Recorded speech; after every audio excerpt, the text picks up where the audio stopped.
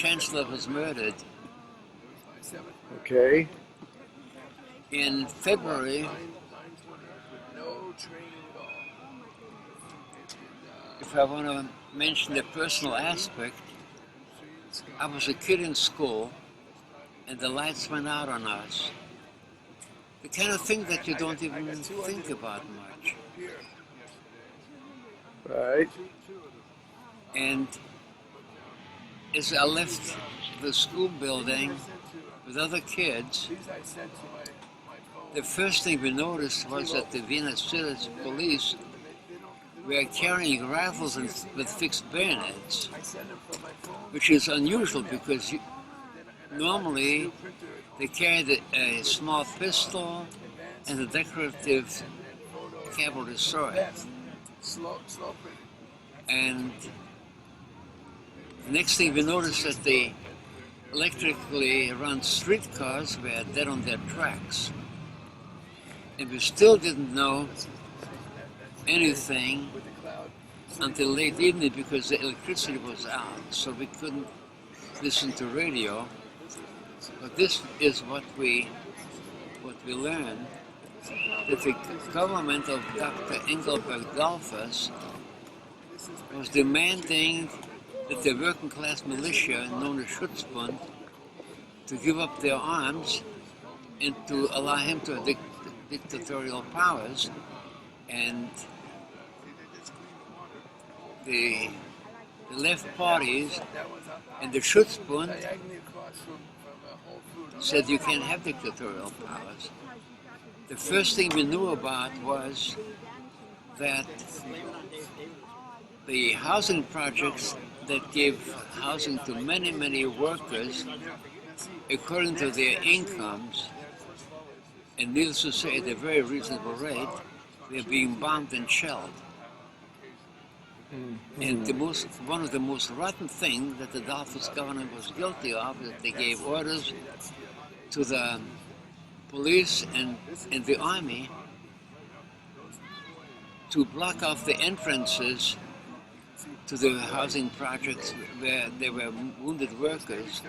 So to this day, nobody knows how many of them really died needlessly because the medical help couldn't reach them. And this was the first coup in February? It's the first Civil War. In 34? 1934. It started on Lincoln's birthday in February 1934. So the second one, when did that happen? The second one was in late July of 34. My mother and I were going to go to the Austrian Tyrol,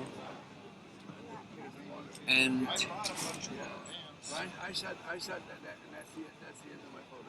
a relative of ours died, but I was accused from the funeral.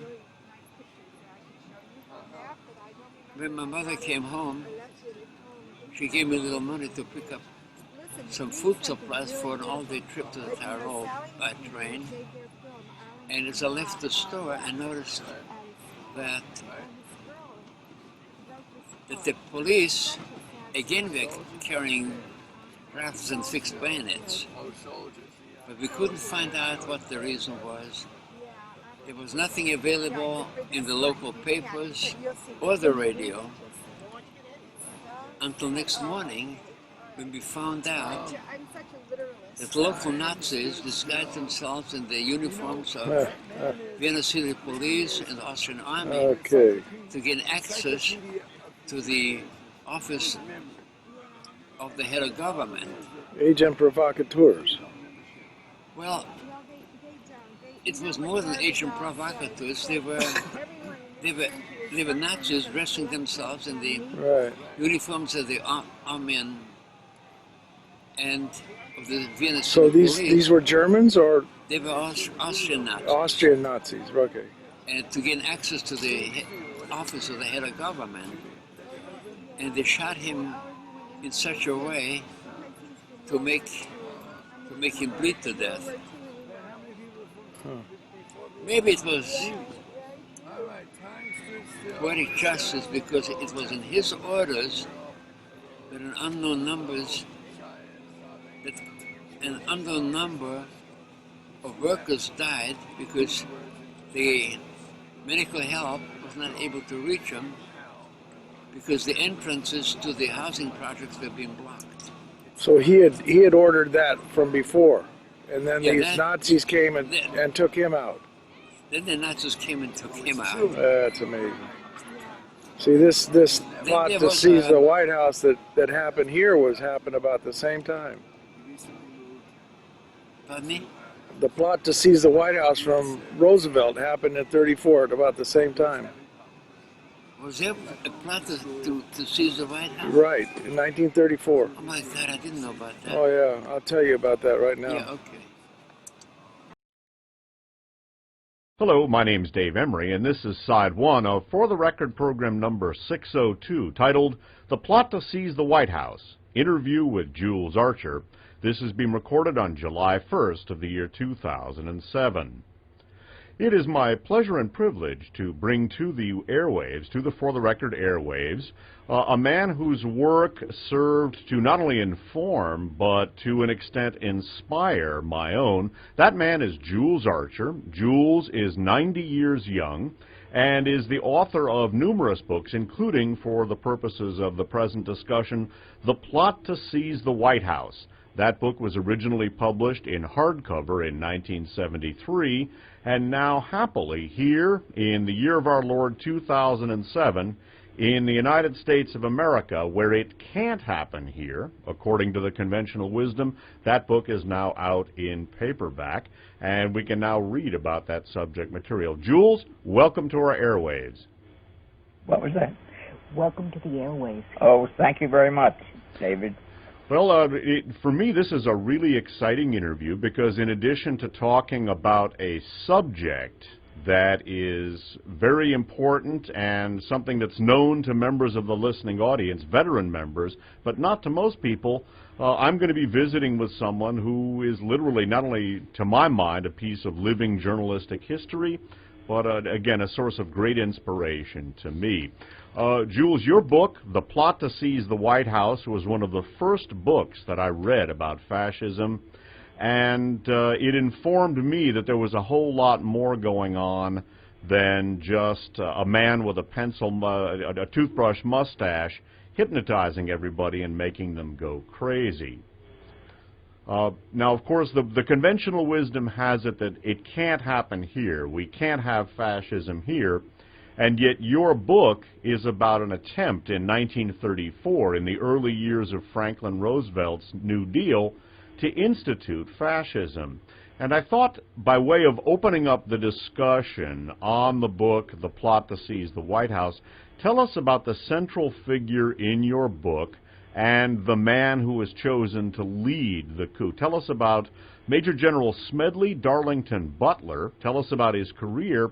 And in particular, how is it that this extremely patriotic man, what was it about this patriotic man that inspired the conspirators to choose him as their man on the white horse to lead the coup plot?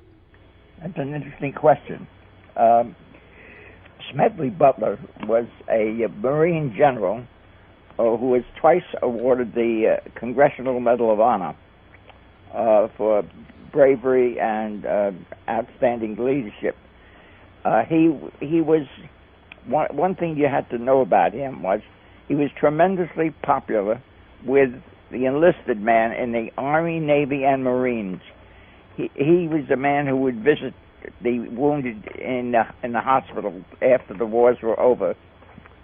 He was very concerned for the enlisted man, and he generally took his part against the brass, the military brass, and that was well known throughout the Army. And one reason he was chosen to lead the America into fascism was his popularity. He was the most popular general, and he had the faith and belief of all the enlisted men, and they felt if anybody would able to raise an army of a rebellious army to take over the government, it would be Smedley Butler, not MacArthur, who was the first choice of the plotters, but they decided against it because he was in bad repute with the military men because of his action in dispelling the bonus army in 1920. They came to Washington to demand the bonus for veterans that had been promised during World War I. And they knew that he could never be a popular figure or get thousands of men behind him the way Butler could. That's why, somewhat reluctantly, they chose Butler, even though they were a little doubtful about how cooperative he would be. Now, this coup plot, before we get to the subject of the bonus and the gold standard and how the plotters plan to sort of hoodwink or indoctrinate the rank and file of their would-be fascist army, who were the main conspirators? Who were the movers and shakers of the plot? The movers of the plot were right. The wealthy, the financiers and industrialists of the United States, the chief ones. And they were opposed to Roosevelt's New Deal program. Roosevelt tried to reform the economy, which was in bad shape, and he introduced a New Deal, which promised better wages, support for unions, and new laws to protect the consumer. And these were laws which were anathema to the industrialists and financiers. And that's why they wanted a fascist state like Mussolini or Hitler had. So these were some of the most powerful, wealthy people in the United States. People like the Morgans, the DuPonts, and some of the power elite of the United States. And they were good. They chose Smedley Butler specifically because of his popularity with the troops. Jules, you talked about the bonus from World War I. In attempting to understand, or in explaining to the audience how the coup plotters were taking a popular, sort of populist general and having him represent a fascist coup plot to the rank and file who were to be seduced. Tell us about the bonus, and explain what happened in World War I, and how did the gold standard fit into the way the conspirators were trying to hoodwink Smedley Butler and the men that they wanted him to lead? Well, Roosevelt took the dollar off the gold standard, meaning that the money was not backed up by gold bullion. And this hurt all the millionaires, the wealthy and the industrialists, because they're afraid it devalued their fortune. And they wanted the money to go back on the gold standard. And they wanted, one of the things they wanted Butler to do was to advocate going back to the gold standard. And they offered him a lot of money to do it. He wouldn't do it. And so the idea, basically, the soldiers from World War I were promised a bonus. They didn't get it. Douglas MacArthur was used to break up the bonus marchers who were demanding what they were promised. And then in order to get the coup attempt started, the plotters wanted Smedley Butler to make a speech putting the U.S. advocating restoration of the gold standard so that the bonus marchers would get a solid dollar. That's the way they were going to pitch this to the plotters. Now, Jules, the people who were plotting this coup, people like the DuPonts, people like the Morgan interests, Thomas Lamont, they admired European fascists. Tell us about their admiration for people like Mussolini, Hitler, the Croix de Feu in France. Specifically, they admired that. Tell us about what the Croix de Feu was. Tell us about their admiration for European fascism and why they admired fascism. Because the wealthy interests in the United States saw fascism as a way of protecting their fortunes and their power. And they wanted to have what Mussolini and Hitler had in Europe. they sent their representative, McGuire, to Europe to investigate. And what he found was he thought that the Americans would never go for a fascism like Hitler or Mussolini had, but he found in France an organization called the WWII, which consisted of French officers, and they used this organization to break strikes, and that appealed to the American wealthy because they were anti-labor. Right. The Croix de Feu also worked with the Cagoule eventually to help subvert France after the German invasion.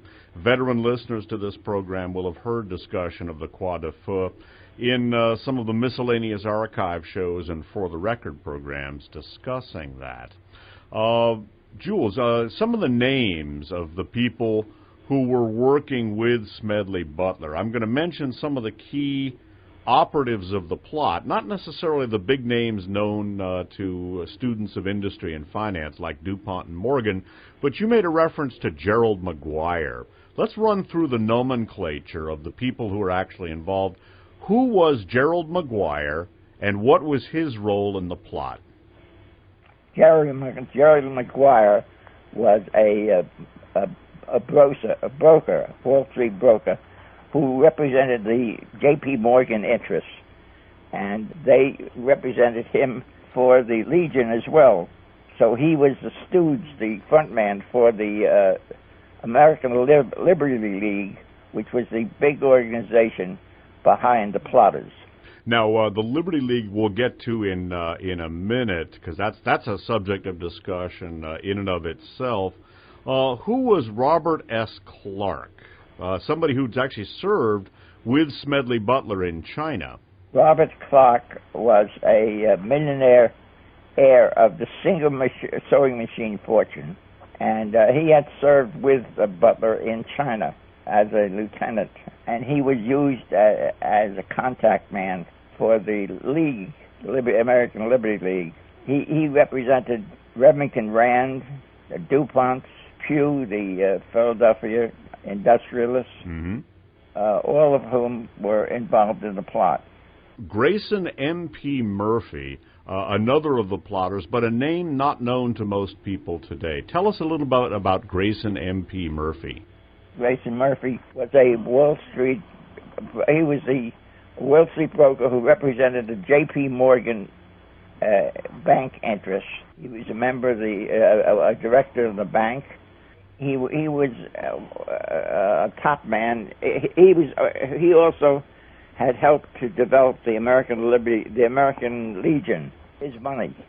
Let's talk a little bit before we get to the Liberty League. Now, the American Legion, Jules, is known to most people as a benign organization, which it is today, that provides honor guards for 4th of July festivities, etc. It's a veterans organization. But in its in the beginning, right after World War I, the American Legion was something very different. Tell us about the American Legion in its beginnings, and how did this fit into the coup plot? How did the American Legion fit in? The American Legion originally was a strike-breaking unit. It was used to break strikes and anti-union activity. It is not the American Legion of today. There have been many changes. But at that time, it was a corrupt organization headed by incompetents who did not represent the veterans.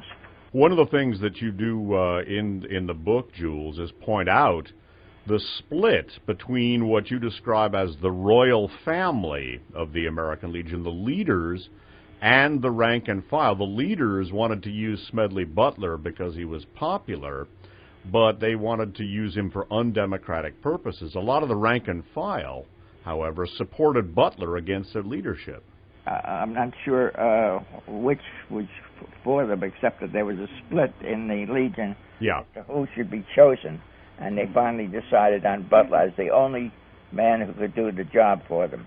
They didn't realize that they picked a guy who was a totally patriotic American who played along with him until he got the whole story of the plot. Then he exposed it. Right. Yeah. Butler was basically stringing them along, but eventually, for younger people who know nothing about the early history of the Legion, early on, the American Legion was envisioned as something like the Croix de Feu. It was envisioned as a grassroots, basically like the Coal and Iron Police. It was like a Croix de Feu. It was sort of a proto-fascist organization. That is not the American Legion of today. And one of the things you point out, Jules, is how the American Legion of today evolved from those legionnaires who supported Smedley Butler against the elitists. Yes, they were split in the American Legion. The one thing, when they got Paul Conley French, a reporter for the Philadelphia Inquirer, who arranged to follow up on Butler's charges so he could support what Butler was saying, they were candid with him. They thought he was a supporter, and they said the dumb American people will go for the plot to seize the White House, which would be a move to save democracy and support the Constitution. They said the dumb American people will go for it. And you made a reference, Jules, to the Liberty League. Now, who were the Liberty League? Tell us about who they were, because they're central to the story. All the wealthy industrialists, armaments manufacturers, and financiers in the country. They were the most powerful men in America, and they wanted a fascist America instead of a democracy, because the fascist America, they would be able to control. They were offended, and they considered Roosevelt a traitor to his class. He was a well-born diplomat, and they felt that he had betrayed his class by going against them and introducing legislation which was for the common man instead of the wealthy interests. That's why they wanted fascism. So the Liberty League was the formal organization of the coup plot. That was the domestic Grand Fascist Council, so to speak. Yes. The American Liberty League was a formal organization of these people.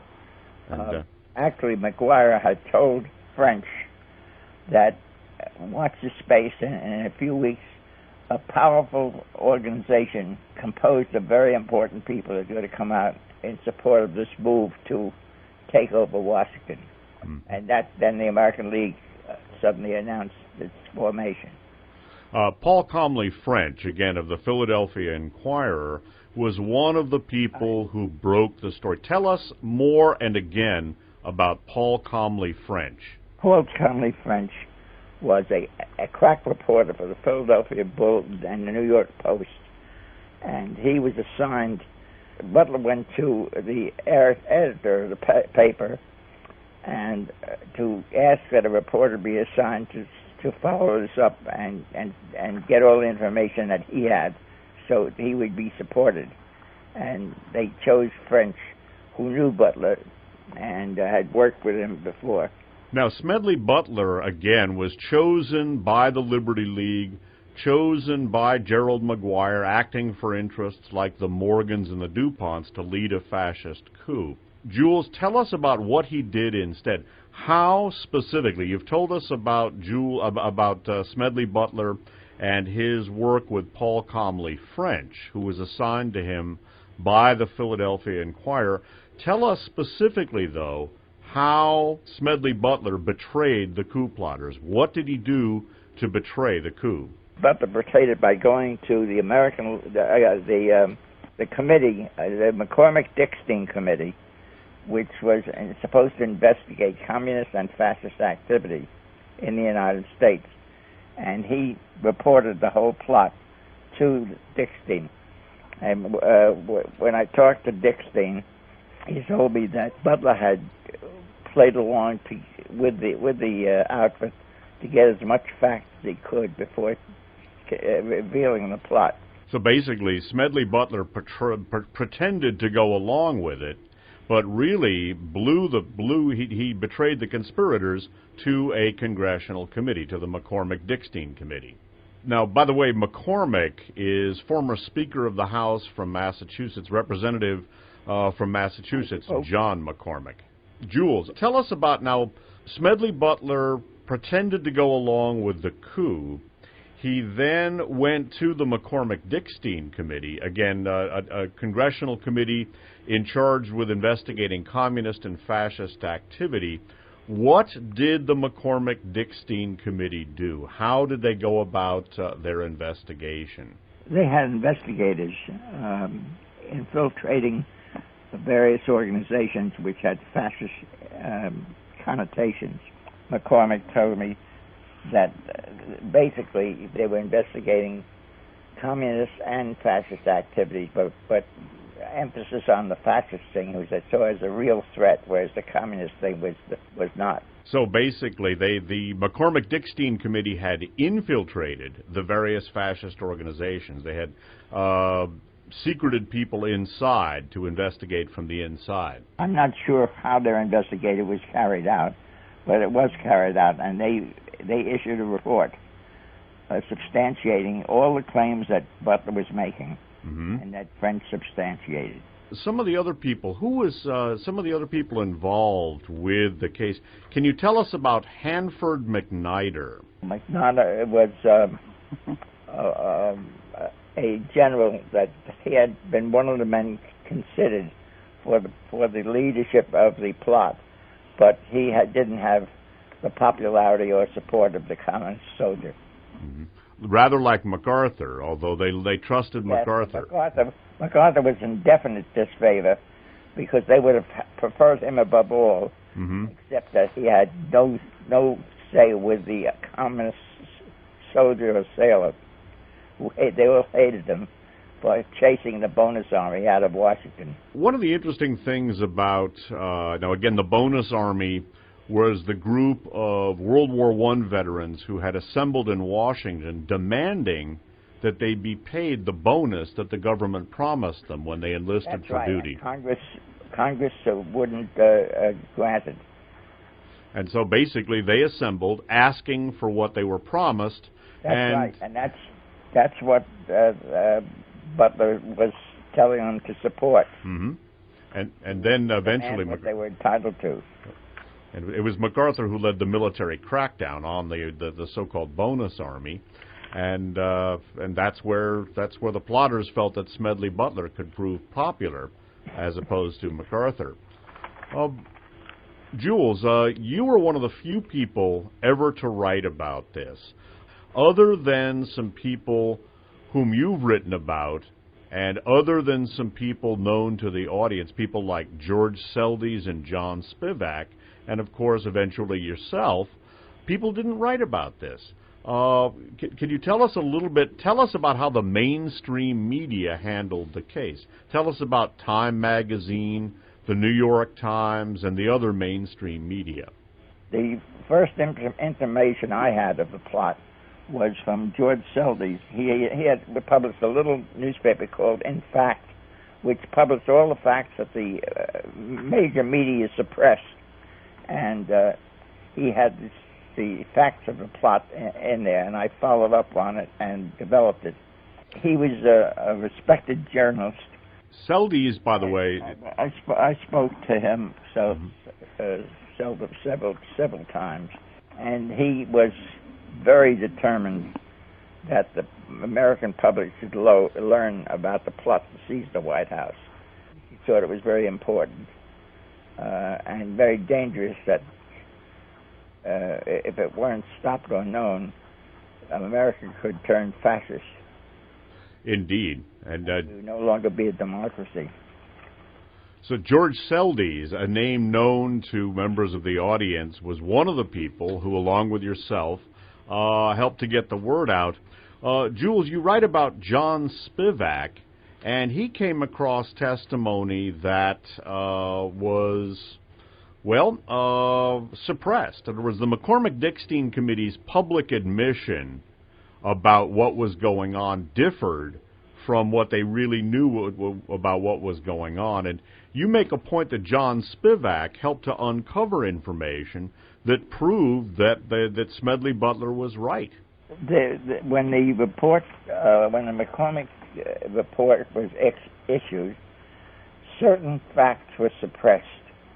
Seldes didn't know why, And I asked McCormick about it, and McCormick denied that anything had been suppressed in the report.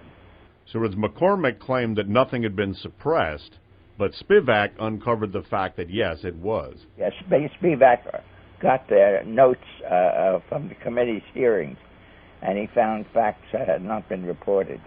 And what he found, basically, if I'm not mistaken, what he basically proved was that Smedley Butler was right, that some of the most powerful people in the country absolutely. had plotted to overthrow Franklin Roosevelt and set up a fascist government in America. Absolutely, that's absolutely right. So between Spivak and Seldes, they had the whole thing down pat. And yourself. Myself, yes. And happily, you have brought this to us, courtesy of the book, which I read in its hardcover edition back in 1973, and now Plot to Seize the White House by Jules Archer is out in softcover. Jules, tell us about the softcover book. Who publishes the softcover edition? A publisher named Skyhorsepublishing.com, yeah. Skyhorse Publishing at skyhorse.com, or is it skyhorsepublishing.com? Skyhorsepublishing.com. Very good. And, of course, people can find the book on Amazon. Yes. And people, if they wish, can also order the book courtesy of, as they used to say in old-time radio or old-time television, wherever fine books are sold. You know? Yes. And a very fine book it is.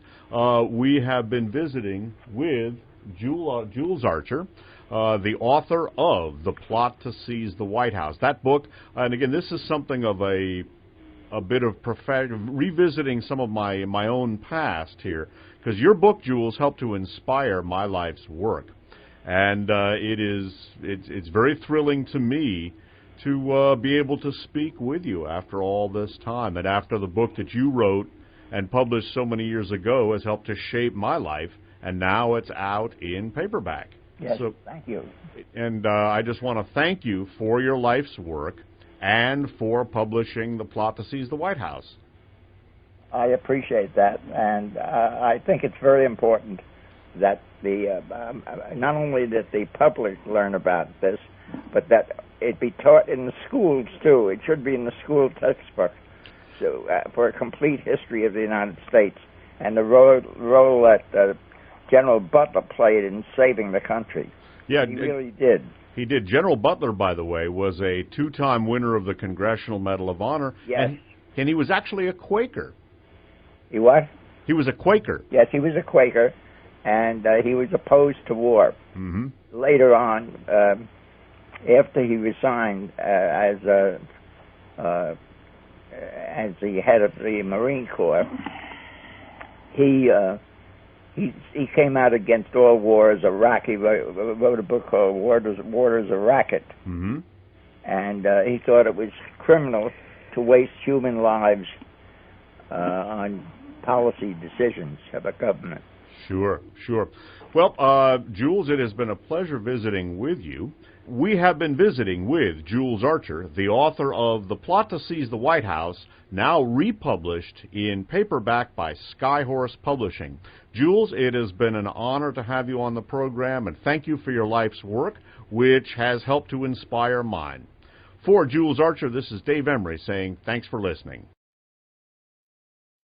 And let me tell you, it was beautiful. Tell me what you're going to say.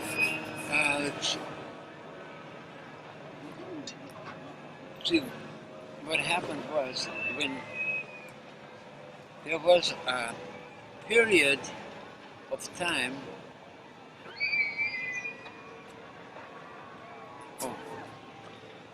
See, when I have to explain the Austrian situation between 34 and 38,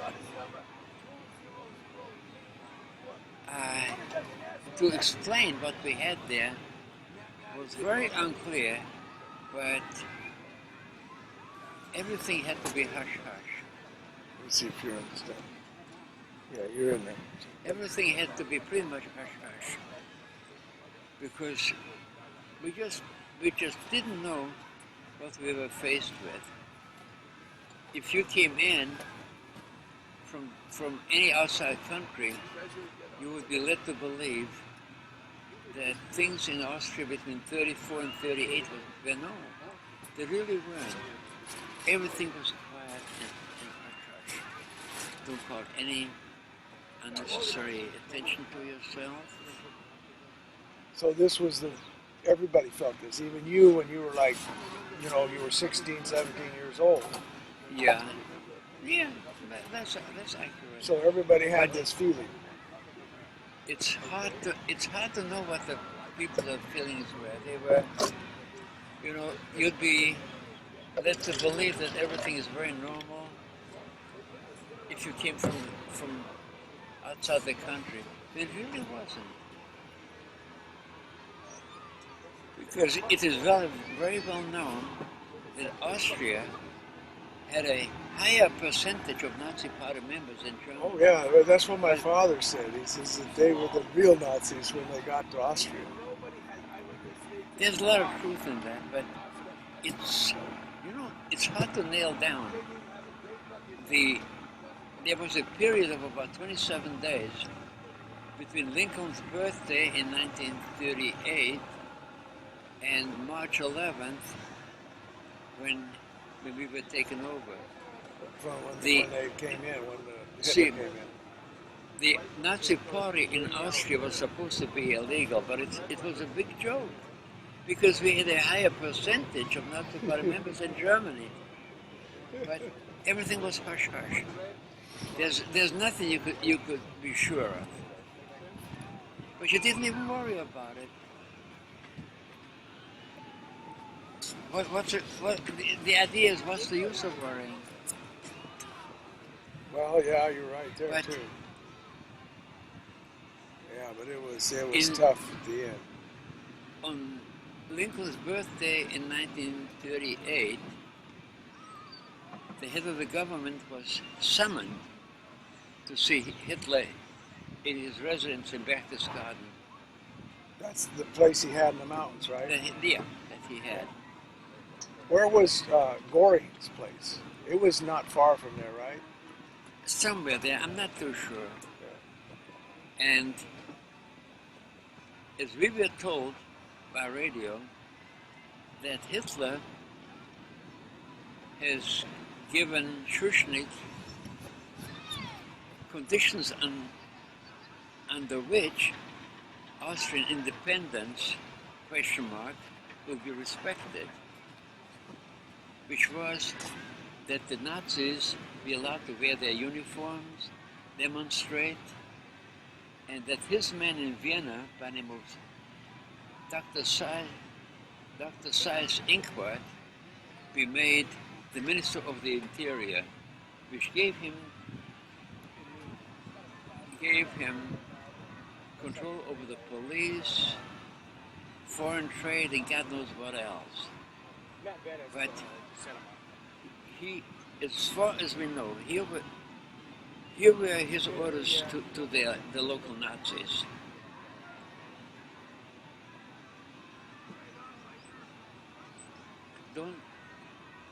You're allowed to wear the uniform, you're allowed to demonstrate. And this is the same German uniform? Like the German uniform, or different? No, it was not German army uniform. They were uniforms of the the stormtroopers and the SS. Yeah. But don't molest the Jews. Right. Of course, what it was later was a different thing, because he became the Nazi governor of Holland. Oh, yeah. Dr. Seyss Inquart. But like a paper about our peace treaty? Schuschnigg, the head of the Austrian government, like a paper about our peace treaty? Thank you. So he ended up going from Austria into Holland, huh? Yeah, he was the Nazi governor of Holland. See, this stuff, somebody like me would never know. You know, my father would have known it. You know, somebody like you that was there. So the Austrian government called the election for Sunday, March 13th. In 38. In 38. And one group of the army was to be in uniform for that elections to keep order at the polls. They had gotten their notices. But this was the election that was never allowed to take place. Oh, it never did. It never was allowed to take place because on March 11th, 2 days earlier. When did Hitler actually come in? March 11th, 30. So it was all planned to coincide with this election. No, it was never allowed to take place. Yeah, but I mean before the election. I was doing homework for school, and my aunt, who was living with my mother and myself, said, "Hey, I just heard Schuschnigg make his resignation speech. So the German troops are on their way in." So he resigned, and then he went with the Nazis and went over to Holland. Well, that was about 2.5 years or so later. That was 1940. Yeah.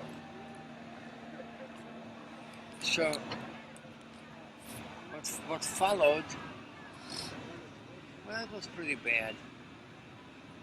I mean, it was generally known. Well, there was a bloodless coup as far as Hitler coming in. There was no.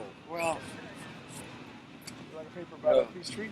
you see, in his resignation speech, Schuschnigg said, "The German troops are on their way in. I have ordered the army to offer no resistance in order not to shed any innocent blood." Right. Well, there was pretty much Hitler's army. You weren't going to fight it. It was too big. Not if you are one of them. Well, it was generally known that Austria had a higher percentage of Nazi party members than Germany. And what happened afterwards? It's hardly fit to talk. It's hardly fit to talk about. See, nothing was too much in the open. If you came in as a foreigner, you wouldn't know the things that. I'm at Lake Arrowhead now. You can see the top of this tree is dying out. And look how many seeds is on it. These drought years, I don't understand it because there's a lot of water. They water that grass and stuff. But anyway, it's got a lot of seeds on it. The cones haven't quite dropped the seeds yet. It hasn't been hot enough and dry enough. This is almost October 1st. I want to show you what I found yesterday. I went by FedEx at Kiko's yesterday to get some copies of a paper I wrote about 25 years ago to the school newspaper, Chafee's Tiger Rag newspaper, about putting the newspaper back in the newspaper, the local newspaper, like it was originally when it was called the Tattler. Anyway, I had to get these pages that I'd written in real small print. But I want to show you this. Kiko's or FedEx gets their box in front of the post office. I want to show you why. There on the left, on the Democratic side, run up a huge tab and leave the bill for your kids. I don't know if the Democrats ran up these two wars, but get over here to the Republican side, charge your guests for birthday cake so none of it goes to freeloaders. Wow, that's funny. But the thing is, the reason that that UPS isn't next to FedEx in front of the post office, because they really didn't want to insult the union employees. I don't know, I doubt they cared about the post office. Nobody cares about Benjamin Franklin's post office. We can lose $9 billion in Iraq with his picture on it that we don't even know where it went, but we can't save his post office. So all of these murals that were out of the Depression era that show the kind of social flavor of putting our country back together after the scumbags destroyed it last time, well, can't have those murals in the public view, like we can't afford it. This is just madness. Anyway, this is about a, I would say, 70 or 80 year old tree this is leaning up against. I'm going to try and get somebody to put this up on YouTube. I'm going to shoot around a few of these trees. But basically that's all I'm up here to do, is try and get some seeds. Because I didn't even bother to get seeds last year because it was so, it's just, nobody wants to do this. You know, all these do-gooders and righteous eco-freaks, and nobody wants to do this.